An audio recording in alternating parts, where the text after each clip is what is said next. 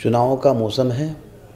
सारे नेताओं ने कवायद शुरू कर दी है, पार्टियों से आवेदन कर दिए हैं, इंतज़ार कर रहे हैं कि कब सूची जारी होगी और कब हमारा नामांकन दाखिल करने का दिन आएगा या पार्टी हमें अधिकृत प्रत्याशी के तौर पर घोषित करेगी। लेकिन इंदौर विधानसभा क्षेत्र क्रमांक 5 से निर्दलीय उम्मीदवार के तौर पर जाने माने शिक्षाविद स्वप्निल कोठारी जी ने चुनाव लड़ने का मन बना लिया है। स्वप्निल जी, स्वागत है आपका हमारे साथ। नमस्ते सुनील भैया। क्या ये एकदम आपको क्या हो गया? बच्चों को पढ़ाते पढ़ाते विश्वविद्यालय के आप कुलाधिपति हैं और चुनाव मैदान में उतरने का मन बना लिया आपने? देखिए, एक शिक्षक को अपने बच्चों को वही पढ़ाना चाहिए जिसे वो अपने जीवन में उतारता हो। यदि आप बच्चों को सरलता और सहजता पढ़ाते हैं तो आपको खुद को सहज और सरल रहना चाहिए। यदि आप अपने बच्चों को सच बोलना सिखाते हैं तो आपको खुद को ज़िंदगी में सच बोलना चाहिए। यदि आप बिज़नेस की एजुकेशन देते हैं तो आपको बिज़नेस करके दिखाना चाहिए। और यदि आप अपने बच्चों को अन्याय के खिलाफ लड़ना सिखाते हैं तो मौका पड़ने पर आपको भी अन्याय के खिलाफ लड़ने के लिए ज़मीन पर उतरना चाहिए। तो आप क्या अन्याय के खिलाफ लड़ रहे हैं, चुनाव लड़ रहे हैं? देखिए, इस दुनिया में सबसे जो स्ट्रॉन्ग कम्युनिकेशन या एजुकेशन का मीडियम है वो एग्जाम्पल सेट करना है, वो मिसाल कायम करना है। आज जो देश में वातावरण है उसमें बहुत सारी चीज़ों से मैं सहमत नहीं हूँ और दुखी भी हूँ। जितने भी प्रकार के जहर समाज में घोले जा रहे हैं अलग अलग फॉर्मेट में, मैं उससे असहमत हूँ और मैं उसका विरोध करता हूँ। और इसलिए मुझे लगता है कि अच्छे लोगों को, काबिल लोगों को, समझदार लोगों को, जिनके मन में संवेदना हो, उन्हें राजनीति में आना चाहिए। मुझे लगता है मेरे इस कदम से और लोग जो हैं वो राजनीति में आने के लिए प्रेरित होंगे। तो इसलिए मैं एक मिसाल कायम करना चाहता हूँ। आपने कहा कि देश में वातावरण एक अलग किस्म का है, अलग अलग किस्म से जहर घोले जा रहे हैं, तो ज़रा उनको स्पेसिफाई कीजिए ना। आपको ऐसा कौन सा जहर देश में जो पसंद नहीं आ रहा है? इस देश की क्या प्राथमिकता है वर्तमान में? हमारी प्राथमिकता इंफ्रास्ट्रक्चर है, हमारी प्राथमिकता एजुकेशन होना चाहिए, हमारी प्राथमिकता हेल्थ होना चाहिए। लेकिन आप देखिए, वो तमाम लोग जो जनप्रतिनिधि हैं वो अलग अलग तरह से इस देश को बांटना चाहते हैं।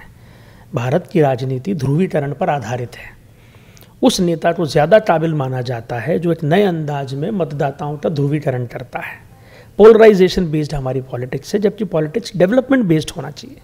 और कितने प्रकार के जहर समाज में फैलाए जा रहे हैं, समाज को कितने तरह से बांटा जा रहा है, ये तो रोज़ ही मीडिया में बहुत आसानी से विजिबल हो रहा है। क्या लगता है, आप इस बात की ओर इशारा इंगित कर रहे हैं कि जो लगातार जातिवादी राजनीति की जा रही है, हिंदू को बांटने की कोशिश की जा रही है, अन्य धर्मों से, एक धर्म से दूसरे धर्म को लड़ाया जा रहा है, क्या आप उसके खिलाफ हैं?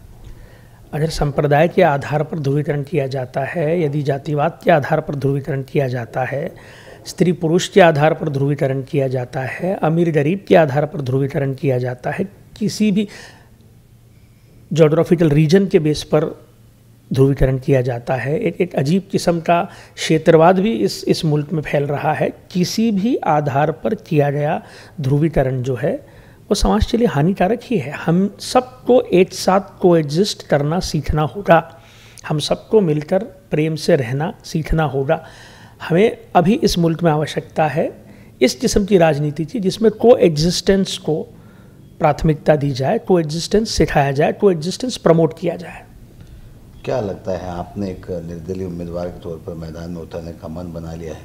आप इतने लंबे समय से शिक्षा के पेशे में हैं, स्वयं एक चार्टर्ड अकाउंटेंट हैं, यूनिवर्सिटी के कुलाधिपति हैं, तो आप तो किसी पार्टी से टिकट मांगते तो भी मिल जाता है। देखिए, किसी पार्टी से अगर मैं टिकट मांगता या किसी पार्टी से अगर मैं राजनीति की शुरुआत करने की कोशिश करूँगा तो उसे स्वार्थ माना जाएगा। मेरा किसी राजनीतिक पार्टी से बैर नहीं है, लेकिन मैं दोनों ही राजनीतिक पार्टियों की विचारधाराओं से पूर्णतः सहमत भी नहीं हूँ। मेरी असहमति है दोनों से कुछ मुद्दों पर।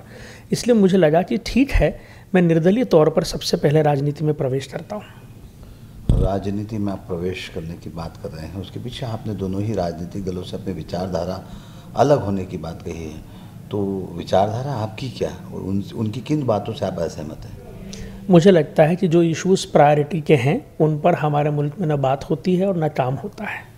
मुझे लगता है जो इश्यूज़ का कोई मतलब नहीं, उन्हीं पर हमारे मुल्क में बात होती है और उन्हीं पर काम होता है। भावनात्मक ज्वार राजनीति में पैदा किया जाता है और विकास के असली मुद्दों को अनदेखा किया जाता है। तो मेरी जो विचारधारा है, जो प्रायोरिटी है मुल्क की, मुल्क की प्रायोरिटी इकोनॉमी है, मुल्क की प्रायोरिटी डेवलपमेंट है, मुल्क की प्रायोरिटी एजुकेशन है, मुल्क की प्रायोरिटी हेल्थ है। तो इन इश्यूज़ पर बात होनी चाहिए, यही मेरी अपनी सोच है। और वर्तमान में राजनीतिक दल इन इश्यूज़ पर बात नहीं कर रहे हैं, इसलिए मेरी उनसे असहमति है। और असहमति होना और बैर होना अलग अलग बात है। क्या लगता है आपको, ऐसा पहले ऐसा माना जाता था कि जहाँ तक मुझे ध्यान है कि आपका झुकाव कभी कांग्रेस की तरफ रहा है, कभी बीजेपी की तरफ रहा है, और हालांकि आपने कहा आप दोनों ही दलों से असहमत हैं, तो इन दलों से जो आपकी पहले जुड़ाव रहा है उसको लेकर कुछ कहना चाहते हैं?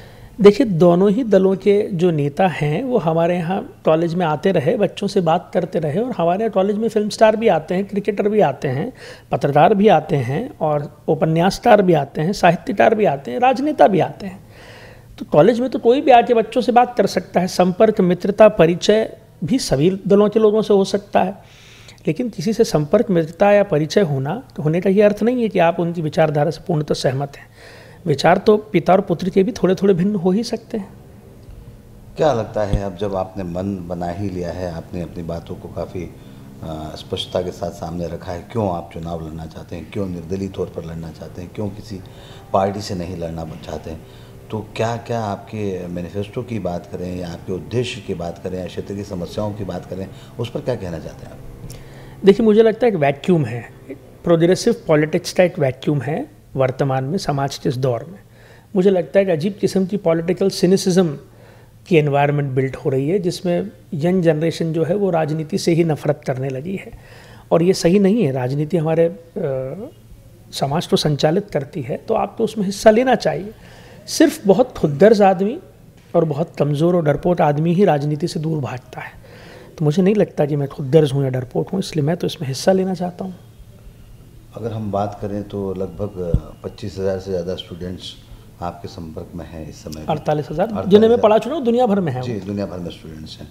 और ऐसी स्थिति में क्या लगता है कि युवाओं से आप अपेक्षा रखते हैं कि आप जैसे नए नवेले राजनेता को वे मौका देंगे, और युवाओं के लिए आपकी क्या सोच है? नहीं, मैं बिल्कुल ये अपेक्षा नहीं रखता हूँ कि जो मुझसे पढ़ा है वो मुझे वोट दे। शिक्षक और विद्यार्थी का रिश्ता इससे बहुत अलग है, लेकिन मैं ये ज़रूर अपेक्षा रखता हूँ कि जो कोई मुझसे पढ़ा है या मुझसे नहीं पढ़ा है वो अपने विवेक से मतदान का निर्णय ले, अपनी अंतरात्मा से मतदान का निर्णय ले, और उसे जैसा ठीक लगता हो। प्रगतिशील राजनीति के जो भी मायने उसने खुद ने बना रखे हैं, उन पर परखे राजनेताओं को, और परखने के बाद उसे जो उचित लगता हो उसे वोट दे। आप पहली बार चुनाव मैदान में उतर रहे हैं।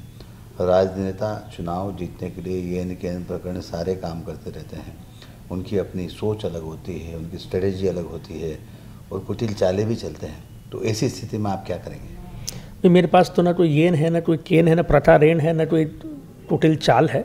मैं तो संवाद करूँगा, और जो मेरे विचार हैं वो लोगों तक पहुँचाऊँगा, लोगों के विचारों को समझने की कोशिश करूँगा। मुझे लगता है कम्युनिकेशन ही जो है वो मुझे जिताने में सहायक होगा। इसके अतिरिक्त और किसी किस्म का मैनिपुलेशन न मुझसे हो पाएगा और न मैं करूँगा। आप एक चार्टर्ड अकाउंटेंट हैं। वर्तमान में देश के जो आर्थिक हालात हैं, नोटबंदी के बाद से, जीएसटी के बाद से, आम आदमी और व्यापारियों की अपनी अलग अलग भावनाएं हैं। कई बार ऐसा लगता है कि अभी तक जो मतदाता है वो किसी पार्टी के पक्ष में मतदान करता है, लेकिन इस बार नोटा को ज़्यादा मत मिलेंगे, ऐसे हर जगह जो अभी तक मिलते हैं उससे ज़्यादा मत मिलेंगे, ऐसी उम्मीद की जा रही है। तो क्या आपको लगता है कि वे जो मतदाता जो अपना आक्रोश प्रकट करना चाहते हैं, उनके मतों को आप अपनी तरफ लेने में कामयाब होंगे? देखिए, नोटा पर मतदान एक निर्णय है, मतदान एक कम्युनिकेशन है, मतदान एक जजमेंट है, मतदान एक डिसीजन है। तो मुझे नहीं लगता है कि नोटा पर डालकर उसे वेस्ट करना चाहिए। हालांकि नोटा भी एक कम्युनिकेशन है, और नोटा एक कम्युनिकेशन है कि मुझे दोनों ही दलों के प्रत्याशी नापसंद हैं। मैं फिर भी अपील करूंगा कि नोटा पर वोट डालकर व्यक्ति को अपना वोट वेस्ट तो नहीं करना चाहिए, कहीं ना कहीं तो निर्णय लेना चाहिए। लेकिन वही बात है ना, अगर काबिल प्रत्याशी, अच्छा प्रत्याशी आएगा तभी तो व्यक्ति ये करेगा ना। अगर एग्जिस्टिंग कैंडिडेट्स में से एक भी कैंडिडेट उसकी पसंद का न होगा, उसकी अंतरात्मा जस्टिफाई नहीं करेगी, तो व्यक्ति कैसे फिर मतदान करेगा? तभी तो नोटा पर वोट पड़ते हैं। हमारी शुभकामनाएं आपके साथ। ये थे स्वप्निल कोठारी, जो विधानसभा क्षेत्र क्रमांक 5 से निर्दलीय उम्मीदवार के तौर पर मैदान में उतरने का मन बना चुके हैं। पेशे से चार्टर्ड अकाउंटेंट, एक शिक्षक, साथ ही रेनेसा विश्वविद्यालय के कुलाधिपति हैं। लेकिन राजनीति में निश्चित तौर पर कुछ अच्छे लोगों की आवश्यकता होती है और उसी सोच के तहत वह मैदान में उतरे हैं। Sunil Joshi, INN news.